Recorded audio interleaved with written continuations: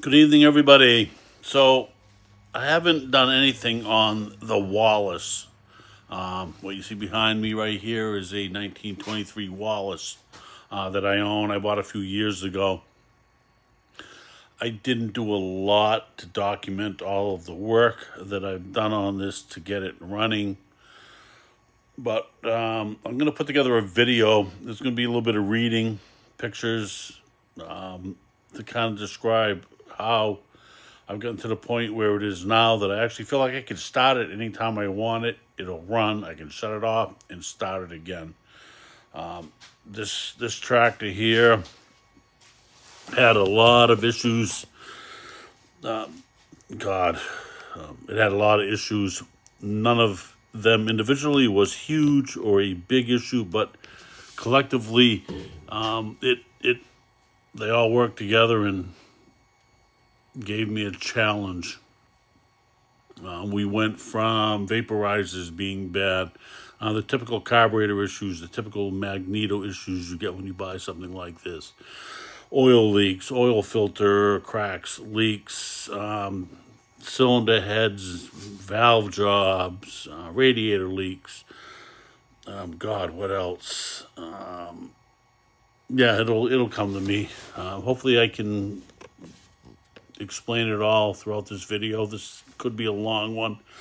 There's not a lot of Wallis information out there. I have a manual. Anybody that's worked with old things knows it can be difficult to decipher old manuals in the way they wrote things. Well, this tractor's kind of weird. Doesn't have a series of timing marks to make sure everything's good. There's some different marks on the flywheel. You have to decipher which ones are intentional versus which ones are casting marks. Then once you figure out where top dead center is on number one, you got to do measurements to the frame to set the magneto up to get it just before the points open. And then there's another whole series of things you have to do to time the magneto impulse. A lot of older things that have magnetos on them have what's called an impulse in them, and they're part of the magneto.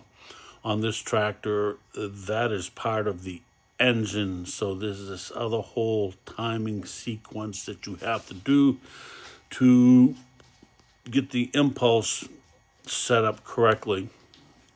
For those of you who don't know what that is, anything under 200 RPM on a magneto, being it takes a certain amount of speed to generate the spark with the magnets inside of a magneto, it will pause the turning of the magneto. You'll have some dogs that lock into a pin and or something that has to be timed correctly.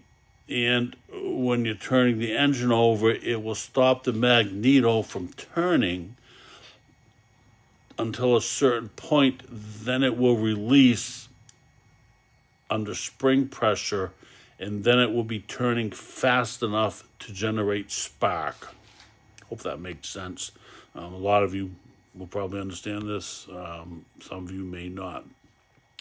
Then once the tractor or engine, be it starts, it'll be turning fast enough that that impulse will disengage, and the tractor or engine will run.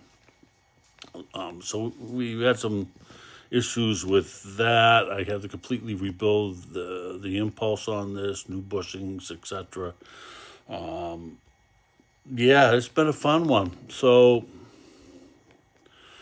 hopefully it'll be interesting enough to keep watching the whole video, and I hope you enjoy it. I'll try to put a little live action in there where I can.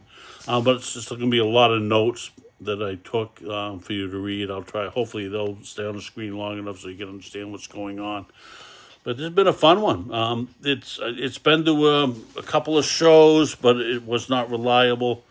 I'm finally at a point where I think that I can take this out and it'll start when I want it to, and so it'll be fun. It's a 23 Wallis.